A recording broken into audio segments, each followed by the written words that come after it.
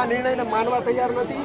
હાલ તેઓ શું માને છે અને જે પ્રમુખે નિર્ણય જાહેર કર્યો છે તેનાથી તમે સહમત છો કે નહીં? અમારા જે અત્યારે હું એક હોદ્દેદાર તરીકે એવું આજે અમારી સંકલન સમિતિ જે નિર્ણય લીધો છે એ અમને માન્ય છે. અમારા ઘણા કર્મચારીઓ જે અસંતોષ છે એમને અમે સમજાવીને અસંતોષ દૂર કરીશું અને એ પણ આ જે નિર્ણય લીધો છે એ નિર્ણયની સાથે જ એ અમારી સાથે કદમ મિલાવીને રહેશે એવું મારું સ્પષ્ટપણે માનવું છે.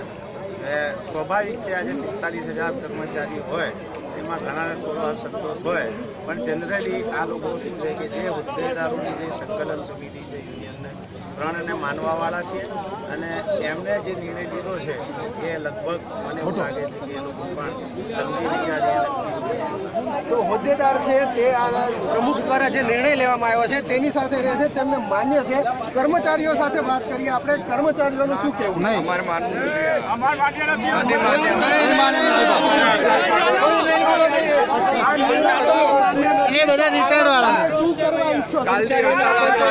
છેલ્લા 12 થી 15 વર્ષ સુધી કર્મચારીઓ કોઈ પણ કામ થયા નથી, પૂરી ડાંગરી મળી નથી. HRSCL હજી વિસંગતતા છે. છઠ્ઠા પગાર પંચની પણ મોકૂફ રાખવાનો જે નિર્ણય છે એ માન્ય છે? અમે સંમત નથી. શું કરશો? અમે હડતાલ ચાલુ રાખીશું. ક્યારથી હડતાલ પર અમે અમારો જીવ આપવા તૈયાર છીએ. 3 યુનિયન છે તે ત્રણેય યુનિયનના પ્રમુખે હડતાલ મોકૂફ રાખવાનું કહ્યું છે, તેમ છતાં તમે હડતાલ પર જશો કે નહીં? યુનિયનના પ્રમુખને બરખાસ્ત કરીએ છીએ અમે ભાઈ. આ તમારી જે હડતાલ છે તેમાં રિટાયર્ડ વાળા છે જે હોય બરખાસ્ત કરીએ છીએ અમે કાઢી મૂકો. આ સંકલન સમિતિ માન્ય નથી એવું કહી દો ભાઈ. હા એ કહી દો બરાબર.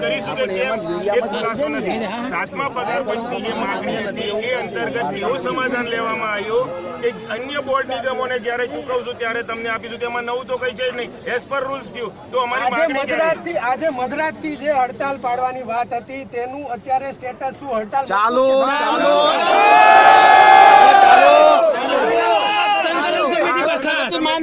એની ઉપરથી ફલીભૂત થાય છે કે અમારી હડતાલ કન્ટિન્યુ રહેશે. તો ત્રણેય યુનિયનના પ્રમુખો મહામંત્રી સંકલન સમિતિ